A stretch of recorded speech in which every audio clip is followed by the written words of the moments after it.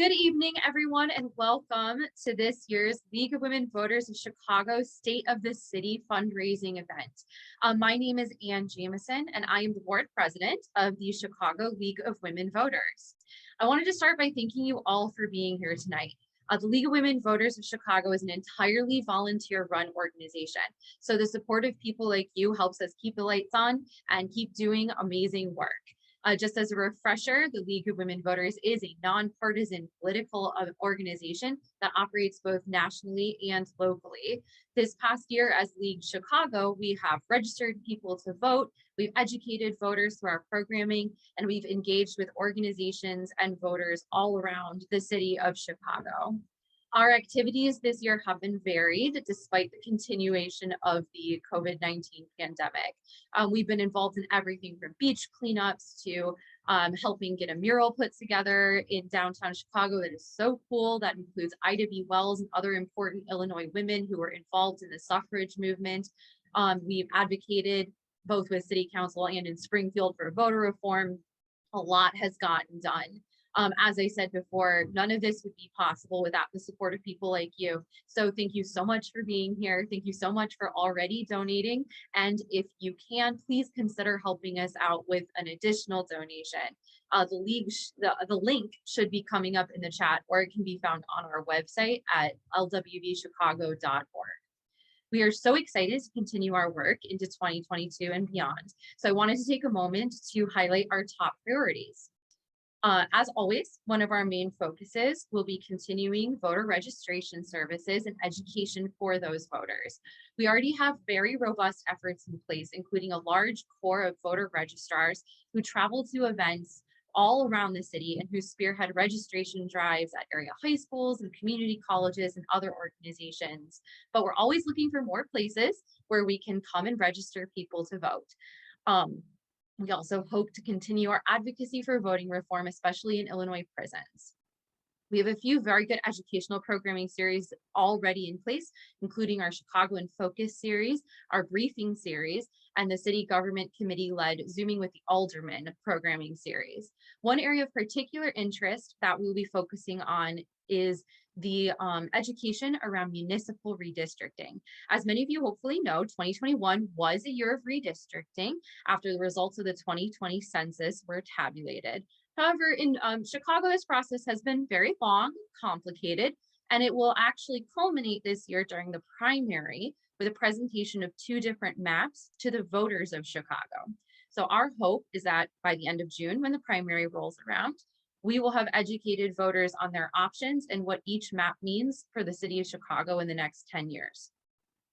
Public safety and police reform in Chicago are another one of our focuses. Over the next few years, the city will be putting together civilian oversight committees for each policing district in Chicago, and members of these committees will be elected.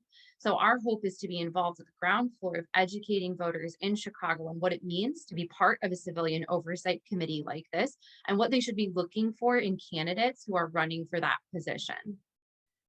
The environment remains an evergreen focus for organizations like the League. As the effects of climate change continue to become more apparent in our everyday lives, we hope to actively engage our membership to advocate for an environmentally sustainable and just Chicago. We've been involved in beach cleanups and advocacy for plastics reform, and our newly formed Environmental Action Committee has been crucial in expanding our activities on environmental issues and discovering partner organizations for us to work with. And last but certainly not least, one of our major areas of focus will continue to be advocating for transparency in city government. Between an observation corps to observe committees and city council itself, and the ever excellent Zooming with the Aldermen program, we have great hopes to continue to push the city council and other departments of the city to increase the transparency with which they do their work. Our city government committee in particular is hoping to engage members in learning more about the workings of city government, informing city council members about the work that we do, using that knowledge to identify ways that city council can become more transparent, and advocating for those reforms at the council. In the West Wing TV show, there's a quote about how no one wants to see how politics works or how the sausage gets made. But honestly, one of my favorite things about being a member of the League of Women Voters is exactly that, seeing how the sausage gets made of politics. So we have a lot of really great opportunities to have an impact on the political landscape in Chicago in the coming years. And once again, as a reminder, we are a completely volunteer-run organization. So any help you can give us, whether it is monetarily or with your time, is greatly appreciated. So once again, welcome everyone, and thank you so much. I'm going to throw it over to Claire, who will be introducing a recorded segment that we have of with Arne Duncan. So Claire. Okay, good evening, everybody. My name is Claire McGuire. I'm the chair of the Evening Education Committee. We have two education committees in the Chicago League of Women Voters. And I'm introducing a video of Arne Duncan, who served as the Secretary of Education from 2009 to 2015 as part of the Obama administration. Before that, he was the Chief Executive Officer of Chicago Public Schools. He currently leads Chicago Cred, which is a nonprofit trying to achieve a reduction in gun violence in our city through partnerships with local business leaders, community organizers, and nonprofit groups. They aim to provide outreach, therapeutics, education, and employment for the young men most likely to be engaged in gun violence. And he is currently on an airplane, which is why we taped this, but he was happy to share some of his thoughts with us about different topics for our city. So I will let the person start the video.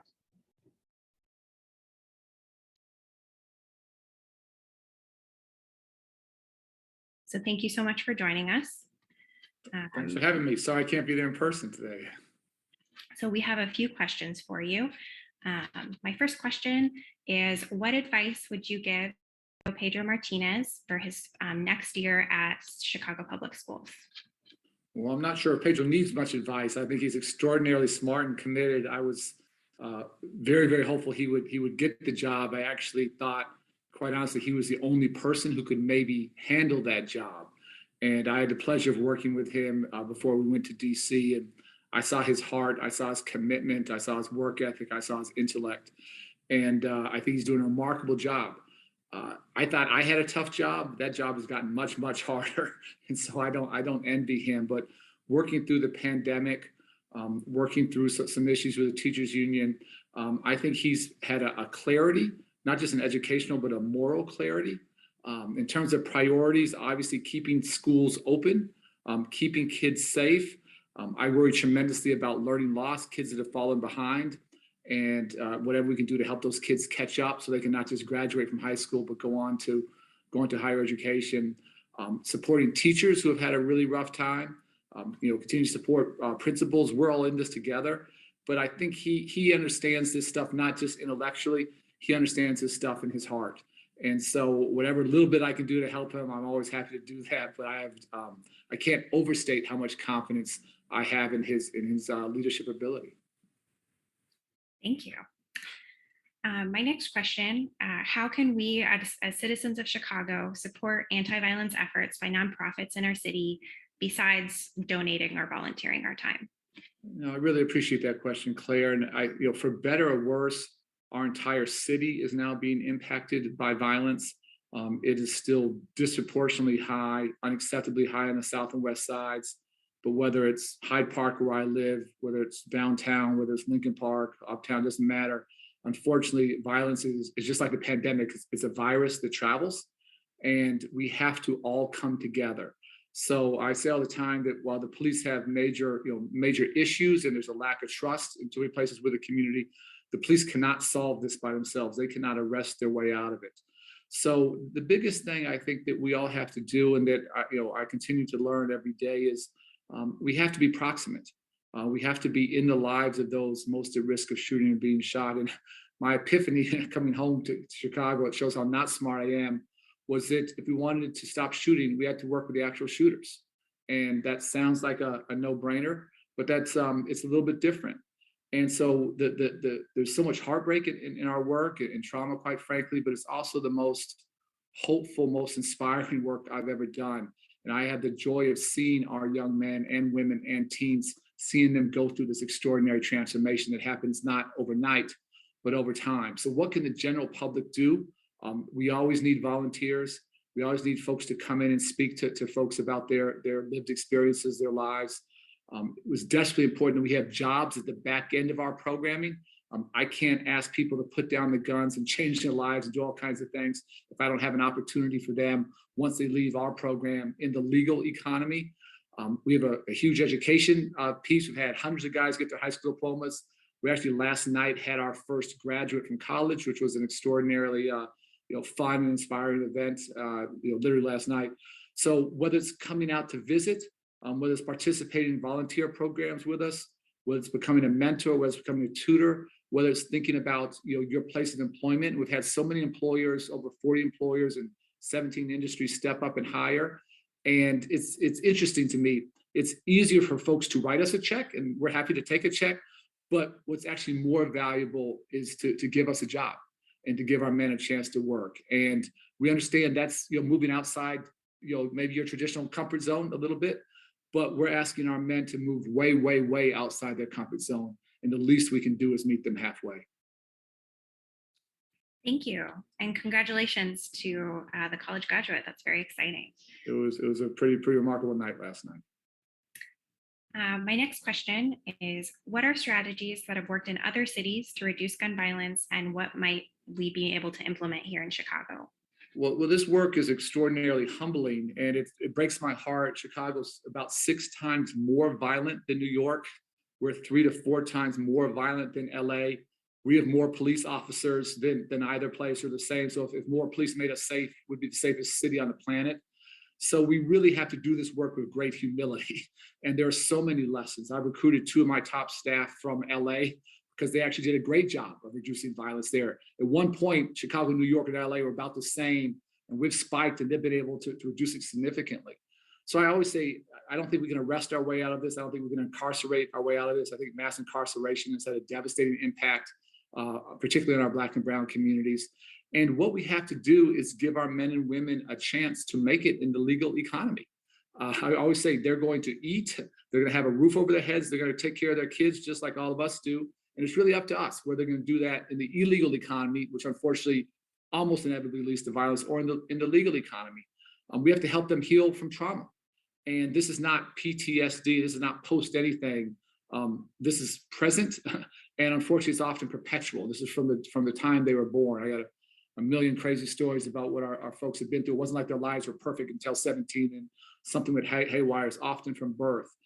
And so meeting people where they are, we have a great street outreach team, amazing clinical team to help people heal, life coaches, the education team, the jobs team. These are all the elements that for me are honestly just common sense. But in the original statement, Claire, we're not at scale, and we're not serving anywhere near enough young men and women who are acutely at risk of gun violence. And be very, very concrete. In one of the neighborhoods we're focusing, North Lawndale on the west side, we're working with our partners, about 200 men. And that sounds like a lot, whatever. But there's about 1,250 men acutely at risk of gun violence there. So we're at less than 20%. And again, this is a virus. Violence is a violence that spreads through social networks. And so we have to get to critical mass. We have to get to 600, 700, 800 and start to see not just the individual transformation, but the neighborhood violence suppression, really bringing those numbers down. That's what other cities have committed to. Other cities have taken policing in a different way and really tried to get resources out into the communities, not centralized. I've talked a lot about rethinking the role of police, having them focus simply on reducing violence by solving homicides, solving shootings. In Rosen, one of the communities we're working on the far south side, 11% of the time, if there's a shooting or a homicide, is there arrest. So the converse of that, the inverse of that, is that 89% of the time, there's no consequences. There's no deterrent if you shoot or kill someone. And our guys will tell you all the time, as long as we're shooting each other, nobody cares. That has to change. And so we all have a role to play, but there are fantastic examples in New York, in LA, in Dallas, across the country, of places. No one's doing this perfectly, but frankly, almost everyone is doing this better than us. And we have to take what works to scale, and we have to have evidence behind what we do. We can't just have some random idea and put that in place. This has to be evidence-driven, data-driven, and we try and do that with a huge level of precision. Thank you. My last question, what do you think the candidates for the next mayoral election should be focused on and discussing with voters as it relates to violence prevention? Well, we recently did a poll, and this is overwhelmingly, this is the biggest issue that 64% of Chicagoans are concerned with. And the pollster said they've never seen anything like that this is the top of mind. So this should be issues 1 through 10 that every candidate is thinking about. And again, other things are important, but nothing rises to this level of importance. I honestly think we're in a state of crisis, a state of emergency. After a couple of years of violence reduction, we've had 2 horrific years of violence. I honestly don't think our city can afford a 3rd year. And this year is just so important to me and so important to our team to start to turn these numbers in a different direction. So, lots of folks running for mayor. And again, for me, this is never about one person. All of us as citizens, as leaders, as voters, as whatever, elected officials, as police officers, as business leaders, all of us have to do more. None of us are winning now. We're all losing. Our kids are losing. Our communities are losing. Our city's losing. And so we have to do this work of real humility. We have to do a real urgency. Those running for mayor need to listen very intently, but we can't just keep doing what we've done. It's not working. It's not working. We have to be willing to do some things differently. And I have one set of ideas. Lots of folks may have different ideas. We should have some honest debate about this. But I talked about redeploying police officers, getting them out of these citywide units. There aren't no citywide gangs anymore. Getting them out into the districts, walking the blocks. Our street outreach teams were out every night, including last night, walking. None of us obviously have weapons. Police have to get out of their cars, build relationships with folks, walk blocks and talk to guys and talk to folks on the block, talk to mothers and grandmothers. We have to again rethink the role of police, not have them doing so many parking tickets and HR stuff, and have them just focus on solving homicides and murders. And the biggest driver of violence, tragically, in our city is retaliation. And there's retaliation because when there's no justice in the traditional criminal justice system, then you have street justice. So having candidates be willing to be very, very honest about the enormity of the challenges we face, the need for reform, the need to rethink the role of police, the need to scale violence prevention efforts. Just too many stats, I won't give you too many, but last year, think about this, our city spent more than twice as much last year on police misconduct settlements than on violence prevention efforts. And I would say budgets aren't just numbers on a piece of paper, budgets reflect our values. So just think about that. Last year, in the midst of this crisis, twice as much spent on police misconduct settlements, millions and millions of dollars, more than twice as much as we spent on violence prevention. I think that's part of the problem. That's actually creating violence. And so having candidates have very honest conversations, listen intently, but be willing to do some bold and yes, some hard things, more the same is not going to get us where we need to go. It's not working. Thank you so much. And those are all of my questions. Is there anything else that you would like to say or talk about with the League of Women Voters today? No, I'm really good. Just to appreciate your leadership. I appreciate so much the collective effort, and we're all in this together. And our children, our city deserves something better. So having amazing groups of the standing and stature of the League of Women Voters focused on this issue, I can't personally tell you how much it means to me. So thank you. Thank you so much.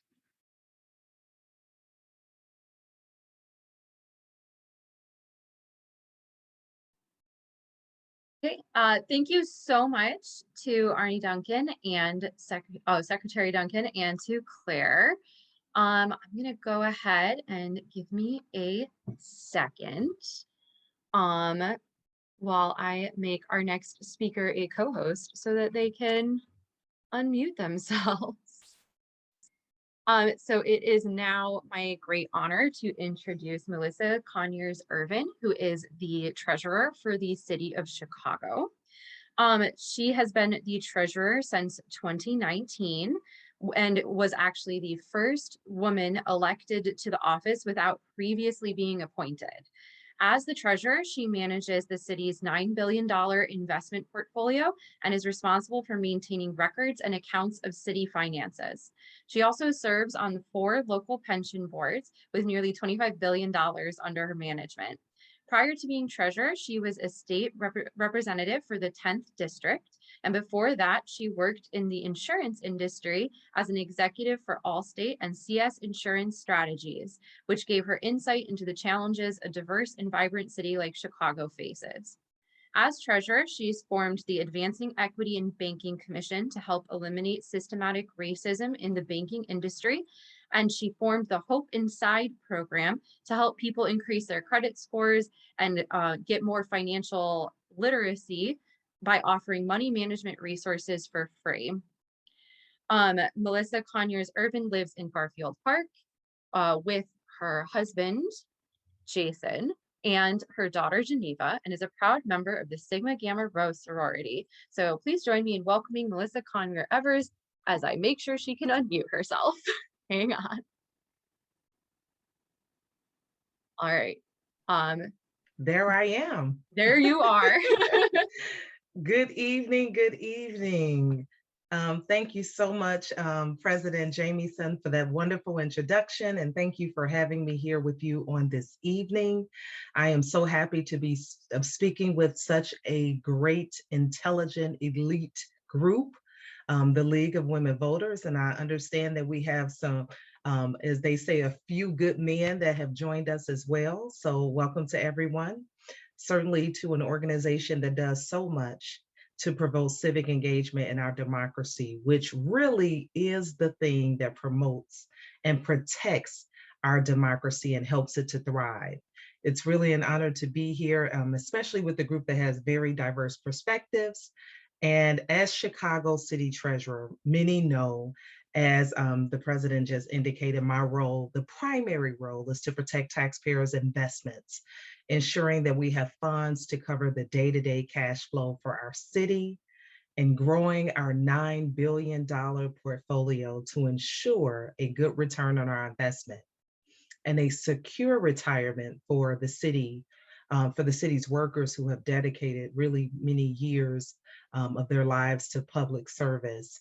I consider it equally, though, important as part of my role is to empower Chicagoans financially and to promote inclusion of those groups that are underrepresented in the finance industry and in the economic success of our city as a whole. And just for a few minutes, I just want to share a few initiatives that the Office of the City Treasurer is doing and what we have been focusing on. Because so many times when people hear the role of the treasurer, they automatically think of money. But for me, it goes so much more further than that. And I want to talk a little bit why these initiatives are so important to continually improve the state of our city. Now, if you've ever heard me speak before, because I say this all the time, you've probably heard me say that as Chicago City Treasurer, I do not believe that it's enough for us to just earn money for taxpayers. We have to make certain that the money works for you. We have to make certain that the money is helping taxpayers to live better. For me, it's about that impact. That's really what it's about. And so we have to hold ourselves to a higher standard and aim for higher outcomes than just the rate of return. And I always say that to my staff. I think they can quote that verbatim. We also have to invest according to Chicagoans' values. And if you've looked in the news the past couple of days in regards to the news on my role as treasurer, you have seen the divestment ordinance, which was just passed on yesterday in Chicago City Council, and it is divestment of fossil fuels. And so over the past 18 months, I have made it my business to fully divest the city's portfolio from fossil fuel investments. I was really motivated to do this because of the clear consensus in the scientific community that the time to act is now. In fact, many believe that we probably have waited too long to do this as a society. But it is so important, and I want to acknowledge that moving away from fossil fuels is really simply more than just smart investing, because it is smart investing. But I believe that I have a responsibility to ensure a stable fiscal future for the city of Chicago. And the arrival of the pandemic caused one of the most turbulent times in recent memory, really, of the oil and gas industry. In 2020, there were reports of over 100 oil and gas companies declaring bankruptcy in North America. Now, 2 years later, a crisis is unfolding in Ukraine, and the oil industry is once again at the center of chaos. And I always say that I'm not only the treasurer, which I'm proud of, but I'm also a mother who believes that we must do everything in our power to leave behind a better, cleaner, and healthier future for our children. And that means becoming thoughtful and intentional about our everyday action, from the foods that we eat to the way we build our city, and absolutely the way that we invest. So we are grateful that today this ordinance did pass City Council, as they say, with flying colors. And my office will continue to work to make certain that not only that we fully divest now, but that we prevent future treasurers from reinvesting in fossil fuel companies that fail to protect our planet from climate change. Now, one other thing I want to mention as I come to a close is another initiative that my office really focuses on that I think is so important today is diversity, equity, and inclusion, because we have to make certain that the economy works for everyone. And some of you may have remembered back in 2020, I would say the height of the pandemic, where we know there was a WBEZ report that came out that said banks in Chicago had loaned more in mortgages in a single majority white neighborhood than in all Black neighborhoods combined. And to be honest, every time I say that statement, it's still stunning to me. And this was really at the height of the racial reckoning in our country, right after the death of Mr. George Floyd. And the time was really right to demand change.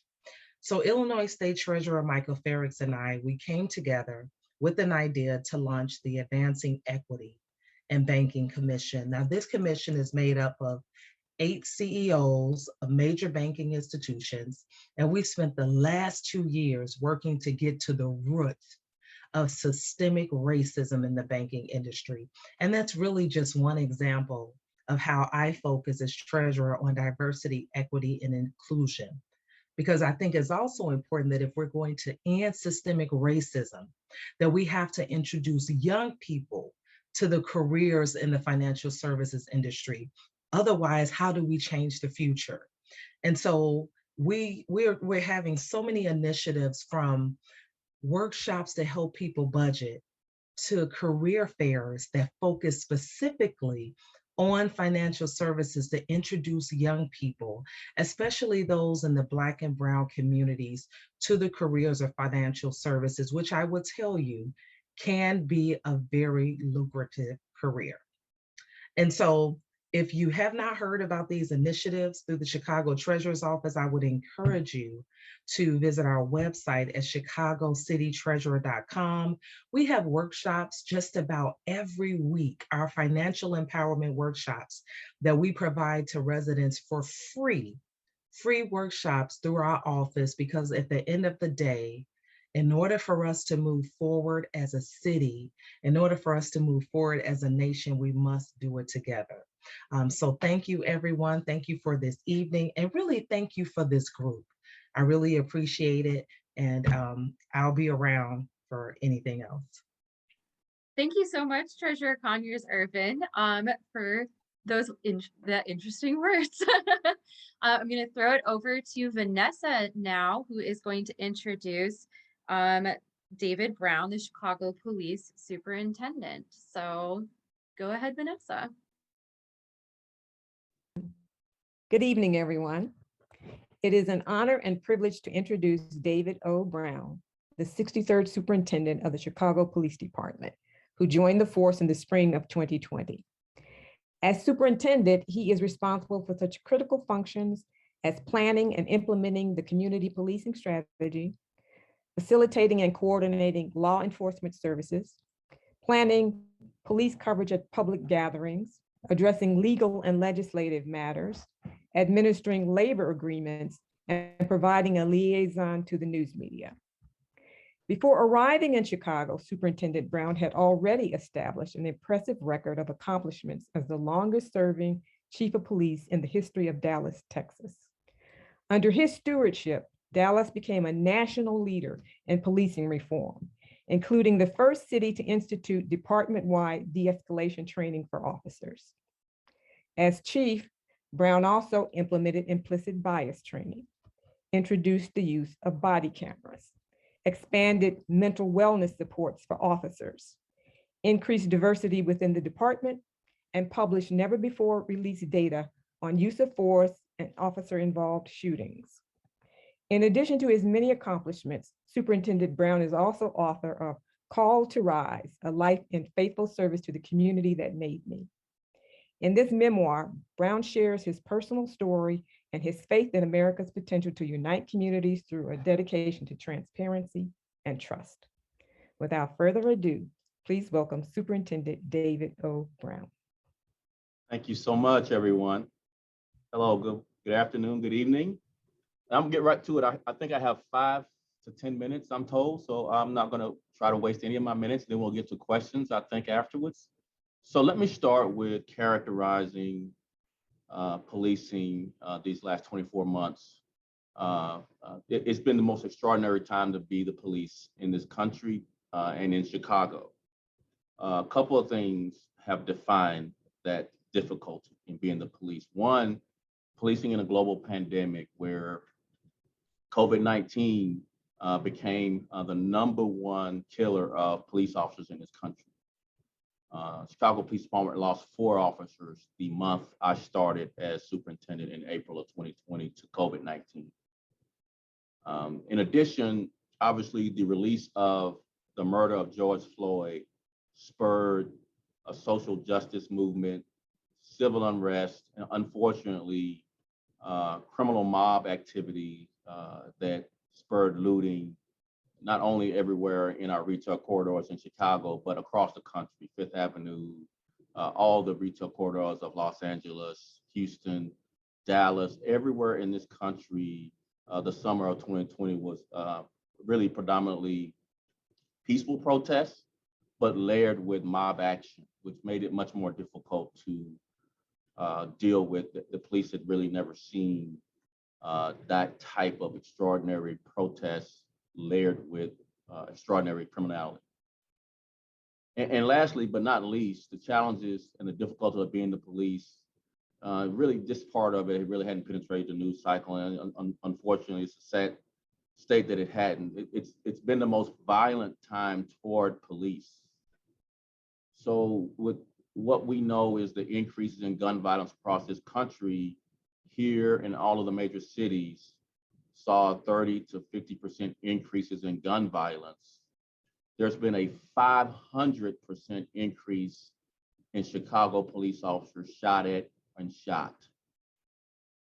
10 times the gun violence toward cops than toward our residents.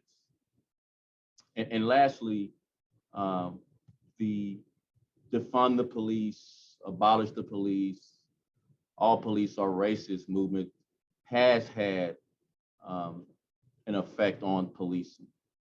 Here in Chicago, our cops are extraordinary, resilient people, and they push through that dynamic. But given pandemic, mob civil unrest, and violence with residents, and violence, extraordinary violence toward police, the defund the police, I would like to say that movement didn't have some impact, but it has had some impact on proactive policing.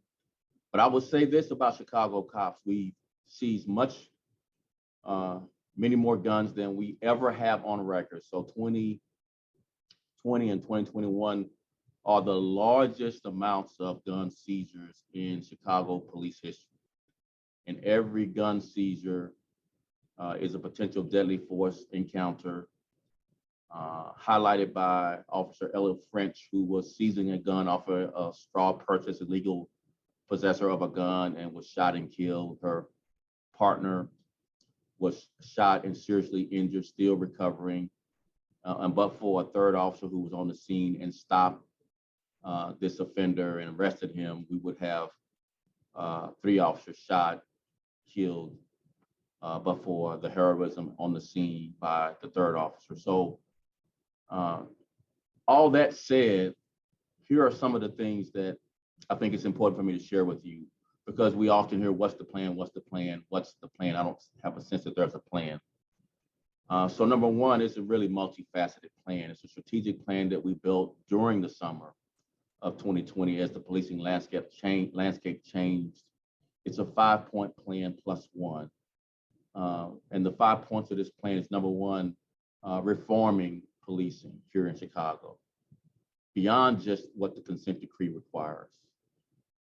Next is engaging the community. We're building a community engagement strategic plan as part of the consent decree, but we're not waiting for that perfect plan. We're engaging the community in ways we never have. Thirdly is officer wellness. As I mentioned, it's been an extraordinary time to be the police. Violence toward police has had an emotional impact on officers and their families. We've seen an extraordinary demand for mental health services by our cops over these last 2 years. So we've added a significant number of professionals to our staffing. This year's budget will allow us to have a mental health clinician for every one of our 22 police districts. When I walked in the door almost 2 years ago now, we had 3 clinicians for 13,000 cops. We're sorely understaffed. They were overwhelmed with the demand of cops and their families wanting to talk with a professional about the challenges of being cops. And as you've seen in the news headlines, we've had a series of suicides of our first responders, of our cops. So it's really a big deal to have a clinician for every one of our 22 police districts in this budget. We have hired over half that number already. They're working already, but we have 11 more to hire. In addition, we're going to have 2 off-site locations for our officers to go to try and overcome the stigma of saying, I need to talk to someone, so they won't have to come to a police or city facility to do that. So that's the top 3. The last 2 are traditional policing efforts. One is improving our investigations. That's about clearance rates. And clearance rates, quite simply, are about cases per detective. Our detectives are often overwhelmed and have too many cases per detective.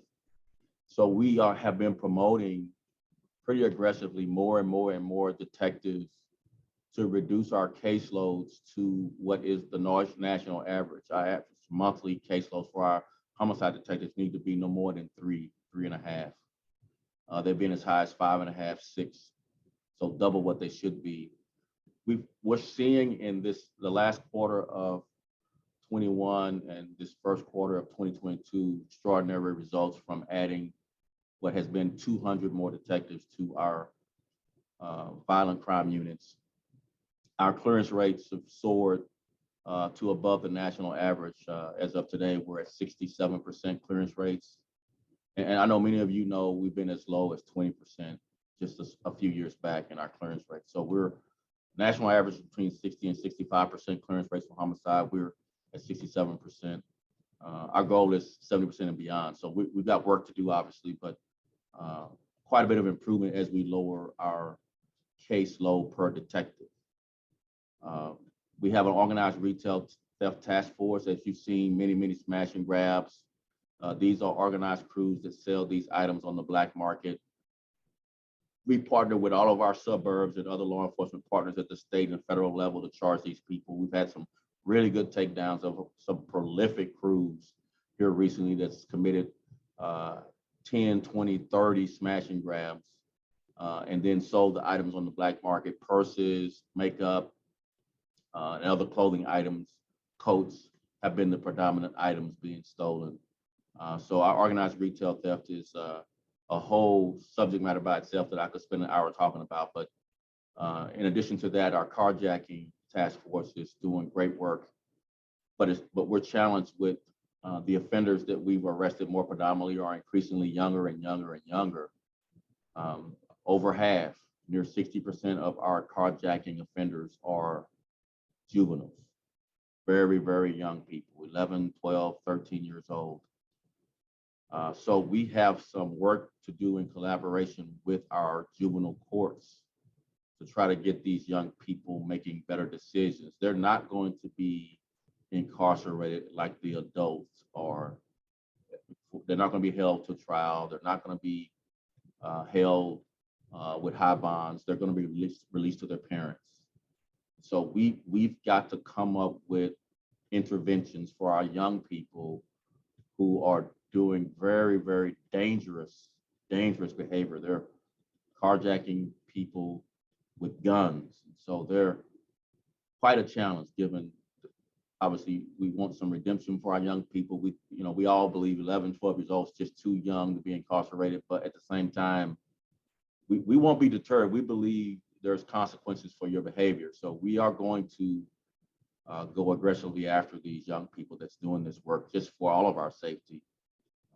But we are challenged with the recidivism rate of our young people, given less consequences on the back end. And then finally, is public safety enforcement. That's the last of the 5 main points of our strategic plan. And public safety enforcement is the stops we make of violent offenders, to include gang, drugs, and gun offenders, going after gun trafficking, going after conspiracy cases for people who drive the drug market that drive violence. And so our public safety enforcement has a lot of accountability.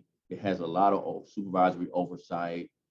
It's a very, very demanding area of our department. It's primarily in our patrol bureau. And then the +1 of our strategic plan is recruitment and retention. So you may have heard that we have had attrition at levels much higher than normal. And normal attrition is usually 3 to 5% of our department. And that's been the case through 2020. But in 2021, our attrition rate increased to 8.5%. So over the normal attrition, but the sky's not falling, but that's a challenge. An 8% attrition in 1 year is a challenge. This year's attrition is forecast to be 3%. So we're back to normal, but we have an aggregate compounding issue with the 8.5 catch up. So what we've done is our requirements have been expanded. We don't believe we've lowered our standards. What we've done is taken the 60 hours of college requirement waiver that we had for only military experience and expanded that to other careers like corrections and jails and private security and healthcare services and education fields, so that we can widen our pool and catch up with our 8.5% attrition from 2021. Now, I know I said a lot, but I think I'm at time, so I'll be available for questions and whoever is going to moderate. Thank you very much, all. Thank you. Thank you so much, Superintendent Brown. I wish we had time for questions, but we do have to keep moving. If anyone does have questions for Superintendent Brown, chicagopolice.org has the contact information for the Chicago Police Department. But thank you once again. I'm now going to throw it over to John Engel, who is going to introduce Dr. Suzet McKinney. Hi, folks. I'm John Engel, and it's my honor to introduce our next speaker, Dr. Suzet McKinney. Dr. McKinney is Principal and Director of Life Sciences at Sterling Bay, where she's led the charge to expand the company's life sciences real estate footprint in Chicago and across the nation. Before joining Sterling Bay, Dr. McKinney served as CEO and Executive Director of the Illinois Medical District, one of the largest urban medical districts in the United States, and as Deputy Commissioner of the Bureau of Public Health, Preparedness and Emergency Response of the Chicago Department of Public Health. A sought-after expert in her field, Dr. McKinney has served as an on-camera media expert on a range of emergency management issues, including biological and chemical threats, natural disasters, pandemic influenza, and climate-related emergencies. Dr. McKinney holds a doctorate degree from the University of Illinois at Chicago in public health, and is currently an instructor at the Division of Translational Policy and Leadership Development at Harvard University's T.H. Chan School of Public Health. So without further ado, I'll hand it over to Dr. McKinney.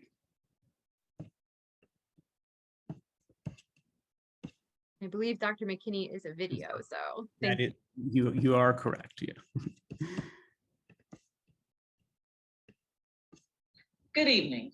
I am honored to be here today as part of your State of the City event, especially given the League of Women Voters' mission to influence public policy and empower voters through nonpartisan education and advocacy. Being committed to impartiality and encouraging all citizens to vote is not only admirable, but it's the right thing to do. That's because participation is essential to a democracy. So regardless of what party we belong to, it's part of our civic duty to vote. But organizations like the League, with programs that showcase all views, help us keep an open mind as we assess the many issues we face today and weigh in through engagement in our electoral system. As we think about the state of our city today, it's important for us to consider its economy and business climate, not only as it is, but what it can become. Chicago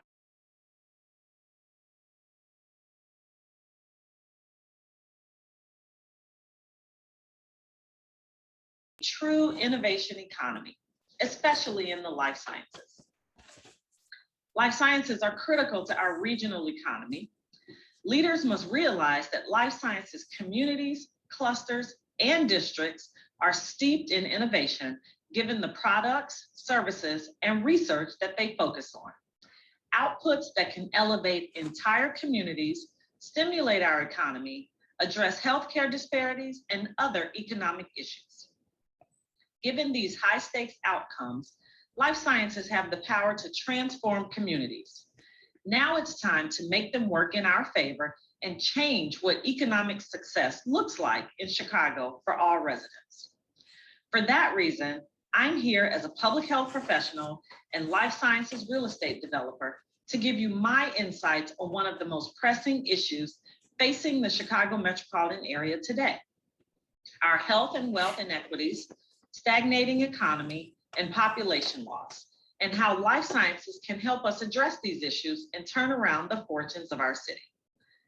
Today, we are at what we hope is the tail end of the most debilitating pandemic the world has faced in more than a century.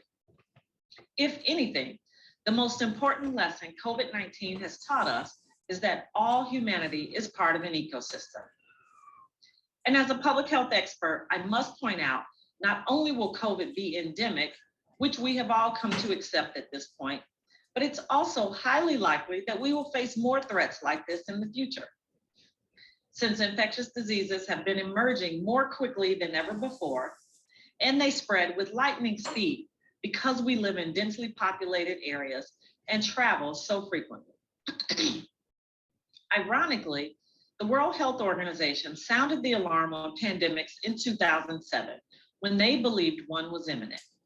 That's because over 40 deadly viruses have been discovered since the 1970s, and you'll recognize some of these names: SARS, MERS, Ebola, Zika, and now COVID-19. Yet despite knowledge of these diseases, we were never less prepared for a pandemic than in 2020. Yet the COVID-19 crisis has created an interesting paradox in the life sciences industry, especially as it relates to healthcare. This vast sector embraces many different actors, from research institutions and government agencies to healthcare providers and private business. And it includes an incredibly broad range of disciplines, from healthcare and pharmaceuticals to biotechnology and data management. It advances, breakthroughs have always taken years or even decades to refine, finalize, approve, and bring to market. but no longer. COVID-19 has shown us that not only can we move quickly when we must, but also how critical the life sciences and healthcare industries will be to us, especially here in the Chicago metropolitan area. Pre-pandemic, we were already facing widespread economic and racial disparities in Chicago, which has one of the nation's largest income inequality gaps, a poverty rate of over 60% in some neighborhoods, gun violence issues and crime issues, and the country's widest racial gap in life expectancy. 30 years between 95% Black Inglewood and 73% white Streeterville. Equally troubling is the healthcare desert on Chicago's South Side. Its 900,000 residents have experienced staggering healthcare disparities for decades. More than 50% of Southsiders are forced to seek healthcare outside of their communities. We also face modernization issues thanks to our aging infrastructure as an old industrial giant, fiscal issues thanks to our pension deficits and high real estate taxes. In fact, the nation's second highest after New Jersey. And we're still dealing with exponential changes wrought by the pandemic. Chicago is taking big hits from the fact that business travel and tourism are down. Hybrid work and online shopping has impacted goods, services, and retailers. And technology is moving more quickly than ever before, yet our local infrastructure is seriously outdated. While the businesses in our area, from industries as diverse as finance, tech, healthcare, and manufacturing, have access to a diverse, well-educated, and globally connected workforce, and our unemployment rates continue to improve, as the data shows, that our population growth has stagnated and our economic growth lags behind our peer region.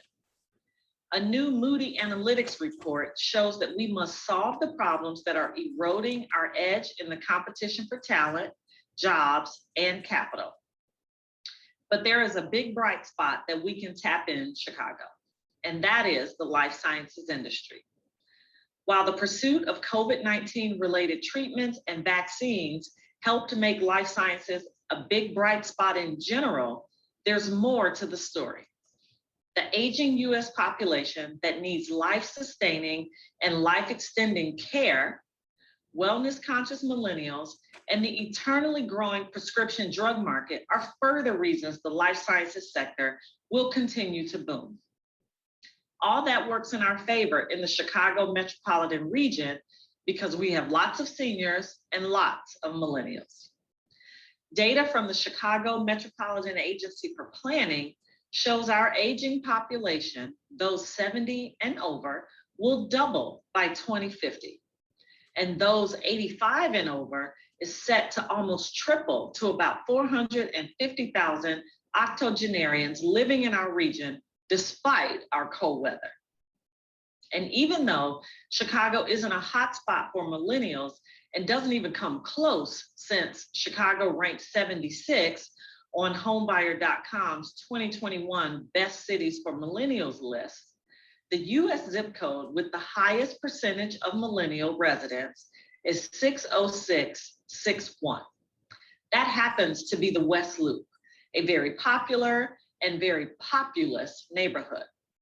It's home to more millennials than Manhattan's Financial District, Boston's West End, DC's DuPont Circle, Denver's Capitol Hill, and San Francisco's Mission Bay. So those seniors and those millennials are here for something. And I believe our thriving life sciences sector, which also includes great healthcare systems, has a lot to do with their presence. Since Illinois is among the nation's top producers of STEM degrees, many of those millennials come here for school and stay for a while. We must stop the brain drain to the coast and those hotspots in the South and the West. Developing more life sciences districts in Chicago is one way to do that. Also, Chicago is home to the third largest medical and life science economic engine in the nation. World Business Chicago reported that the Chicago region generates approximately $72 billion in economic output and supports almost 700,000 employees annually. As one of only 4 US cities with 3 Tier 1 research universities, Chicago area institutions amassed over $900 million in National Institutes of Health funded research and development as of 2019. And finally, the Chicago metro region has transit options for people to get to many places with ease and speed. So we have all of the ingredients necessary to create thriving life sciences clusters and innovation districts. And this brings a very specific question to light. Why do we have to focus on life sciences clusters or innovation districts? What I will tell you is that we've all seen how Chicago has grown as a technology center thanks to its many first-class educational institutions and young workforce. And these young workers want to be in stimulating environments where people work, meet, network, brainstorm, and socialize. In other words, these environments stimulate collaboration, and collaboration is a key to success in life sciences, just as it is in tech. But the most important reason to create and nurture life sciences clusters or innovation districts in the Chicago metro area is because they are vibrant economic hubs.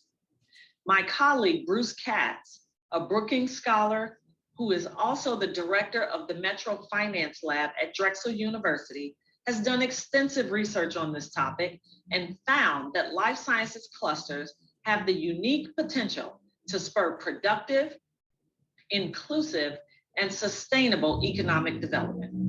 And they do so even in times of sluggish growth, rising social inequality, and growing environmental degradation. Let's talk about sluggish growth first.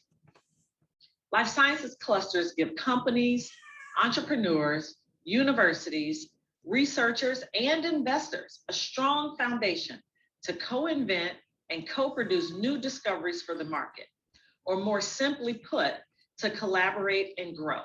And that means more jobs. Also, let's not forget how wide-ranging the life sciences are. They encompass everything from medicine and physiology to agriculture and biotechnology. Life sciences research helps us fight disease, feed our families, combat climate change, find new fuel sources. The list is endless. We all benefit from the life sciences in big, life-changing ways through its transformative impact on health and economic development. So why shouldn't Chicago? Now let's look at rising social inequality. The life sciences are an enormous engine for job creation and economic development. Every dollar invested yields an exponential return. For example, $1 of life science research increases business activity by $2.43. And $1 in the life sciences industry output generates an additional $1.27 in output throughout the rest of the economy.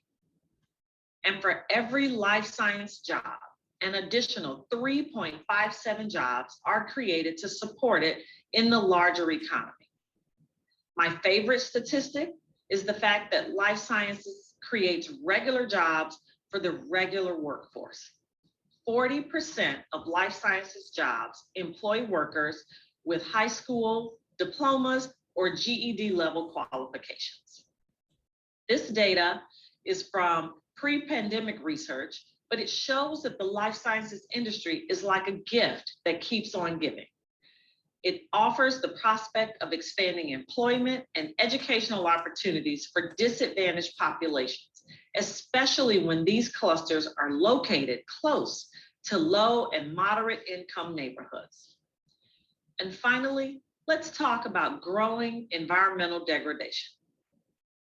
At a time of inefficient land use, extensive sprawl, and continued environmental degradation, Developing life sciences clusters gives us a chance to create communities with denser but much more carefully planned and sustainable land use patterns.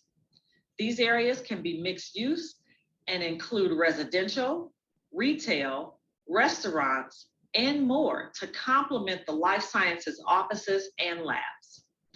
They can have sustainable ecosystems and allow us to leverage available resources, from our good mass transit system to the empty banks of the Chicago River.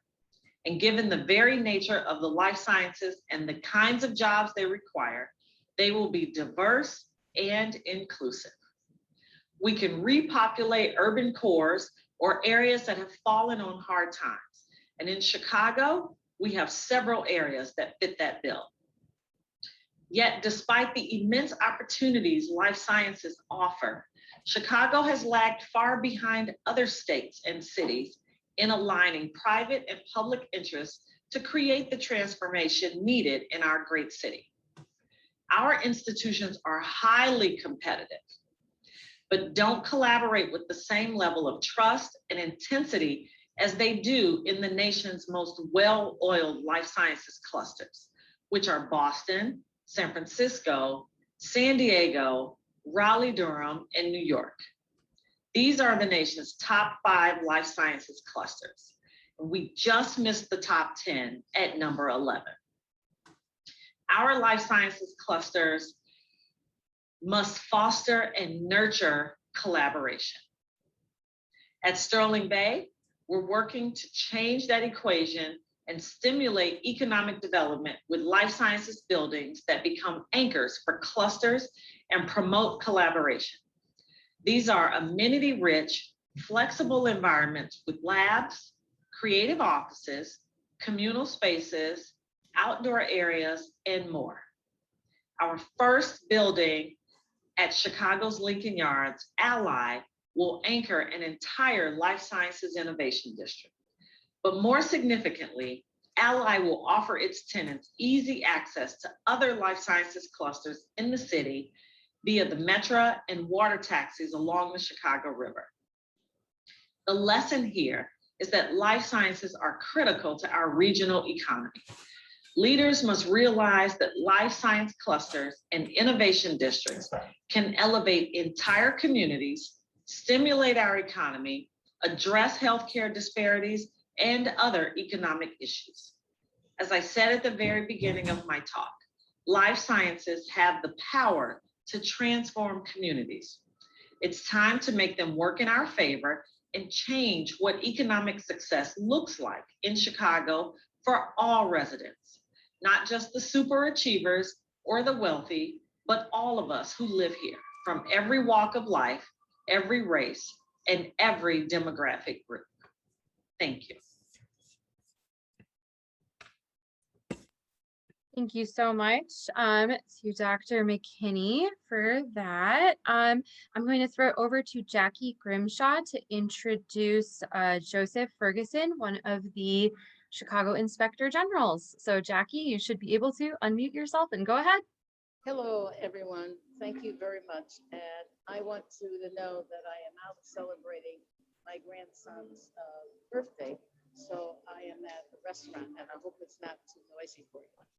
But it's my pleasure to introduce Joseph Ferguson, our last speaker. And on behalf of the league, I want to offer him a heartfelt thanks for agreeing to wrap it up and pull the program together. Joe is currently the co-founder and co-director of Loyola University's Law School National Security and Civil Rights Program, and a fellow at the University of Chicago's Institute of Politics. After spending 15 years in the United States Attorney's Office for the Northern District of Illinois, Joseph recently concluded a 12-year tenure as Inspector General for the City of Chicago. Under his stewardship, the Chicago Office of Inspector General garnered national prominence and acclaim for its government performance audits covering a wide range of city agencies and programs, criminal and administrative investigations, audit-based evaluations, inspections of the Chicago Police Department, and the creation of a model new user-friendly interactive governmental data visualization platform for the public. Jill also served as the Chicago Police Accountability Task Force, which issued a landmark report proposing sweeping structural and policy recommendations to reform the historical practices of CPD, which for generations were adverse and desperate impact on Black and Brown communities in Chicago. Without further ado, I give you Joseph Ferguson. Thank you very much. And I am extraordinarily honored by being introduced by Jackie Grimshaw, who I would like to come and talk to sometime, because you are just a treasure with a wealth of knowledge about the world and how it works, especially here in Chicago. So thank you for the honor of introducing me. And I hope you have a great dinner.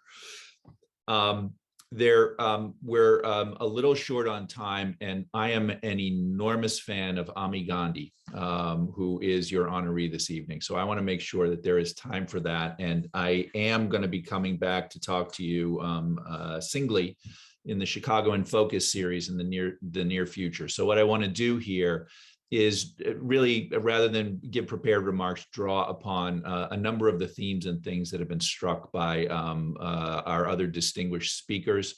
And shout out to David Brown, who I think is still on the line. And look, he has an extraordinarily hard job, and I'm going to talk about a couple of the things that he said and in relation to Arne Duncan.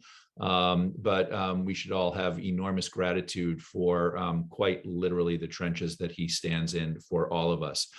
So first, I just want to note very quickly, since this is about the state of the city, what I'd like to do is sort of quickly tick off the committee work that's being done by the league right now, and sort of speak to aspects of the state of affairs as it relates to those broad subject matters. And that's really important work. So municipal redistricting, it's a mess right now. It is a mess that shouldn't exist. Back in 2010, the Office of Inspector General, back when I was Inspector General, issued, among other things, something called budget options, which noted that the way that we do redistricting here leaves it in the hands of the most interested parties to do it on the basis of politics rather than neutrally, and in a way that is inclusive of community. And there's been an extraordinary paralleling effort here that this time has brought us to an actual election. But a bottom line in all of this, the way that we are going about it, aside from being not very pretty and largely self-interested, also costs us $10 million each time we have to go to court. That is not the way to do it. And it sort of reflects, it's a reflection of a number of larger structural issues in how we govern ourselves, because it's kind of consistent with a lot else about how we govern ourselves. It's for me, I get mine, you can get yours after the fact, and we all fight about who's going to get what. We're not going to move forward in that sort of old modality. But that's really important work that the league is pitching into. But unfortunately, what we should be able to do is actually have an inclusive process at the front end with a neutral commission that actually gives us computer-based drawings and gives us multiple versions for us all to talk about without having to litigate it. On environment and the effects of climate change. And here, the Treasurer Melissa Conyears-Ervin made note of the divestment in fossil fuels. It's actually something reflective of something, so it's a good thing, absolutely, no ifs, ands, or buts about it, but it's reflective of something that Arne Duncan broadly noted, which is, but Chicago's behind the curve on a lot of things. And Chicago's behind the curves on that in particular. This is not new news, divestment campaigns against fossil fuels. Good on the treasurer for getting on something that we should have been on a long time ago. But the environment component of it, the state of affairs on environment, this is something that actually really should concern us all, not as a matter of sort of the general existential threat of climate change and all that it concerns. But 10 years ago, the government of the city of Chicago disbanded the Department of Environment. We haven't had one since. And at the time that occurred, the Department of Environment in this city was actually one of the leaders in the nation on philosophy, program, policy, and implementation. One of the things that's been put out by the city for public comment is a climate action plan. There was a climate action plan back in 2010. All right. We have really given up extraordinary opportunity to be a leader, and we should be a leader in climate sustainability, in water policy for a whole region. Chicago is going to be a climate refuge for the United States as the effects of climate change are being felt. We should be a leader. But right now, we don't have a Department of Environment that actually pulls all of these things together. And to the contrary, what we have is sort of a dispersal of all sorts of environmentally related regulatory programs that are underfunded in terms of inspection, that in terms of policy development. So we're behind the curve there. Transparency in government. A really important area, obviously something that as Inspector General was of great concern and consideration to me. We like to tout ourselves for transparency, but transparency in the city right now is more a matter of what we bolt on after the fact rather than what we have baked in throughout the process. Transparency to be meaningful in 2022 and going forward has to be something that is proactive, front end, constant throughout, and leaves us with the answers of how we did after the fact. Right now, what we have is a lot of work and dealings still in sort of our modern equivalent of cigar-filled rooms. We come out into a city council, things happen chaotically, and then after the fact, and let me just say, the city council itself struggles for access to information from the executive branch, from the mayor's office.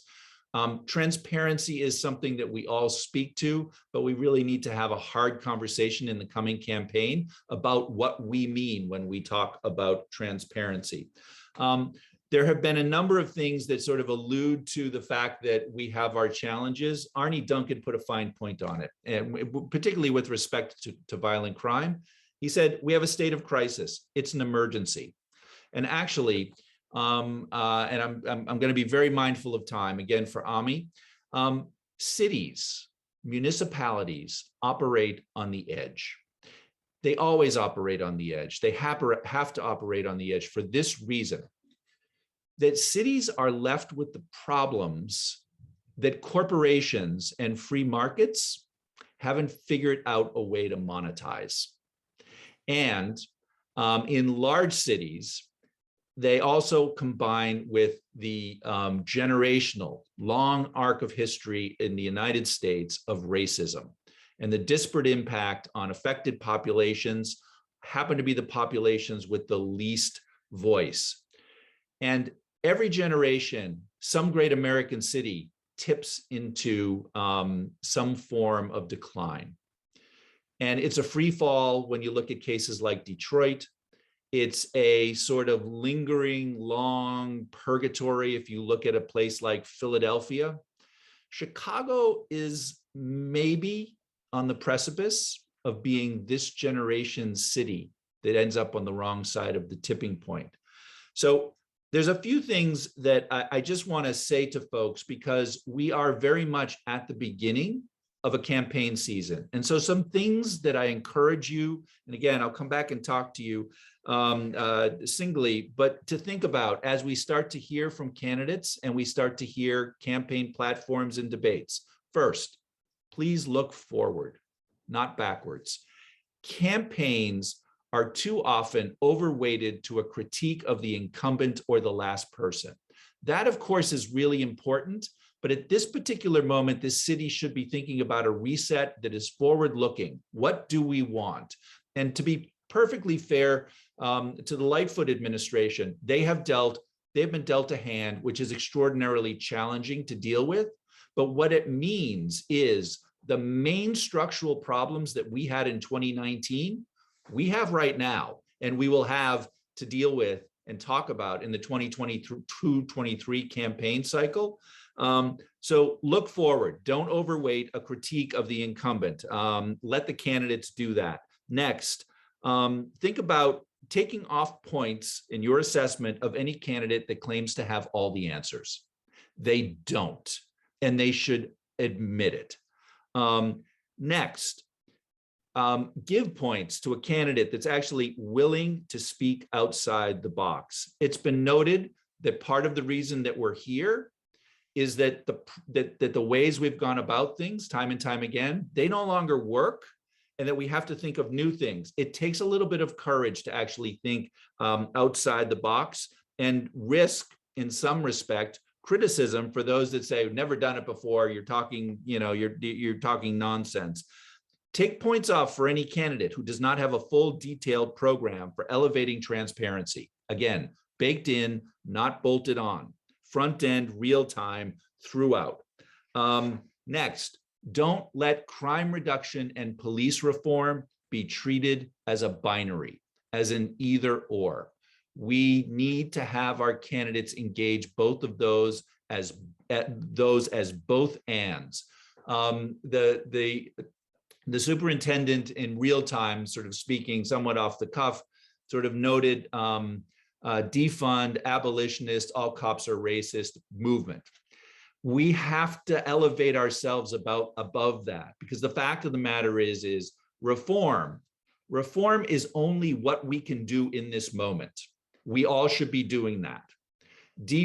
Abolition should be our society's aspiration. We should aspire to a world where we don't need police officers, but it's not a program. And defund is not a program. It's a metric for the progress that we are making between reform in that aspirational place. All of these things have to be part of the conversation. And then quickly, finally, pay attention to the candidate. Focus on which candidate seems to listen, which one seems to hear, which one seems to know what they don't know and not be afraid of it, and seems to have the skills and the capacities of being a convener, because that's what we need. Somebody who will bring us together, bring all the experts together, not embarrassed about maybe being the dumbest person in the room. And quite frankly, a true leader wants to be the dumbest person in the room and have the best talent around them. And that's what we need to be listening to as we look forward, as we go into the next campaign. I look forward to being able to come back to talk to you all individually or solely when in the Chicago Infocus series. Congratulations to Ami Gandhi, and thank you for the honor of speaking to you and being introduced by the great Jackie Grimshaw. Thank you so much, Mr. Ferguson. And speaking of Ami, I'm going to throw it over to Julie Shelton for the presentation of the Making Democracy Work Award. Thank you. I have the great honor to present our Making Democracy Work Award to Ami Gandhi.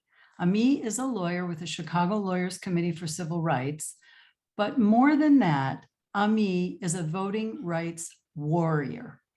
I can't possibly list all the campaigns and battles Ami has quietly pushed forward in the past few years, but I want to share some highlights.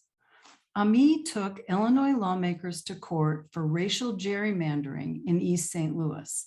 She successfully fought multiple efforts by Indiana lawmakers to enact new voting restrictions.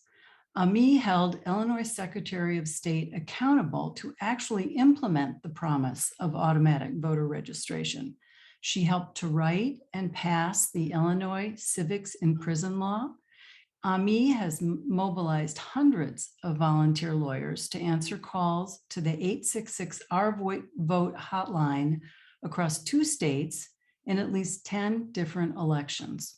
And now Ami is working to pass a law that would make Illinois the first state to restore voting rights to people while they're serving time in prison. Many league members have had the pleasure of working with Ami on these efforts, and Ami would be the first to acknowledge league contributions and the hard work of others. But true collaboration isn't easy, and sometimes in our rush to fix things, we push our own ideas and opinions over the voices of the people with whom we purport to be in solidarity. Ami takes a radically different approach, using the voices and ideas of the people directly impacted by discrimination and injustice as the first and last word on the subject. I reached out to a number of people who have worked with Ami, and here's what they said about her. One voting rights activist described Ami as the mentor, teacher, guide, and nurturer who taught her everything about the basis for voting rights and election law. And no one understands Illinois election law and election law in general better than Ami. One of our friends at Chicago Votes told me, fighting for social justice is an actual fight. It requires uncomfortable conversations with people in power. It requires holding allies accountable. In our efforts to pass laws requiring jails to facilitate voting for people awaiting trial, advise people in jail of their rights, and provide civic education, Ami stood next to us every step of the way, especially when it was uncomfortable. Before every meeting, Ami made sure we were all confidently prepared, logistically aligned, and committed to community values. One of Ami's colleagues at the Chicago Lawyers Committee told me, I've never met anyone quite like Ami. I often get the impression we are all playing checkers while Ami is playing chess, having already gamed out a few scenarios before anyone else began considering them.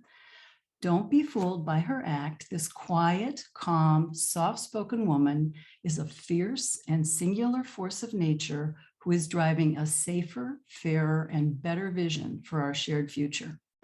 Whether she's performing the role of courtroom attorney, rally speaker, or television debater, Ami never does anything in half measures, using every opportunity to accomplish 5 things at once, plus a few extra. Her sharp and analytic mind, her cardinal sense for right and wrong, and her stubborn refusal to give ground make her a valuable ally and a feared opponent. I've been lucky enough to work with Ami several times on election protection hotlines where voters having trouble casting their votes call for help. And Ami is the one who takes these problems and concerns to election officials to make sure these voters are able to exercise their right to vote. She does it in the nicest possible way, but she never backs down. And the same was true during our meetings with election officials to organize voting inside Cook County Jail. It wasn't always easy, but Ami made sure the voters' interests came first and we got it done. Ami is brilliant, fierce, committed, and kind. She is an inspiration to us all, and I am absolutely delighted to present our Making Democracy Work Award to Ami Gandhi, Voting Rights Warrior. Thank you so much, Julie. I'm very humbled, and that was way too generous, and I really appreciate all of your kind and thoughtful words. I especially want to thank you, Julie, and Catherine Mardykes, Tina Brady-Pettis, Miss Betty Magnus, and other leaders of League of Women Voters of Chicago for your dedication to voting rights and your example that you showed through your actions of building bridges with others to advance racial equity. I'm very fortunate to work alongside the phenomenal attorneys and advocates of Chicago Lawyers Committee for Civil Rights. In a landscape where attorneys are often responsible for delays to justice, I'm proud to be part of a legal team that strives to put community first and constantly interrogates how we can do a better job of advancing racial equity. On a personal note, I also wanted to share that I'm very grateful to my generous family, friends, and colleagues for their support in my journey as a working parent and more generally just as a human trying to move along in this world like we all are. In a brief reflection of tonight's program about the state of Chicago, I'm thinking about how Chicagoans have said loud and clear that accountability is of utmost importance, particularly to the city's Black and Brown communities, and particularly when it comes to education, policing, and economic development. So many people are looking to have their voices heard in the important elections coming up this year and next. I want to share a couple examples of real opportunities that together we can seize to protect and improve voting rights for our communities. Even in Illinois, even in 2022, a majority Black population is still disenfranchised by antiquated laws. Julie talked about this as well. The Illinois state legislature has the opportunity this year to re-enfranchise voters in prison. This would be a state law change, but it will be a very positive change for the many Chicagoans subjected to a flawed carceral system. Re-enfranchisement would provide positive avenues for civic participation that will benefit the city at large. Another area I want to mention is language access to voting. Despite Chicago's strong history of providing language access in the election system, there's a lot of work to do in 2022 to ensure that new citizens are actually able to participate like the law says they're entitled to. Our communities stand ready to exercise their rights and serve as a partner and resource for making our election system stronger. It can't end the night without talking about redistricting, and I appreciated others' mention of that important topic today as well. Our diverse communities of color deserve much better than being pitted against each other. And it's critical that all of us go beyond the divisive headlines that we're seeing. We must put disenfranchised voters' own voices first and foremost when examining the differences between competing maps. I say that not to favor or endorse one map or another, but to really urge everyone to stop perpetuating the pain and divisiveness that's happening and to look for opportunities to go beyond the surface in tackling this really complex problem that's plaguing Chicago right now. I ask you all to support nonpartisan organizations like the League of Women Voters of Chicago who are working to make our democracy stronger. And I really thank you for this chance to reflect and be in conversation with all of you. Thank you so much.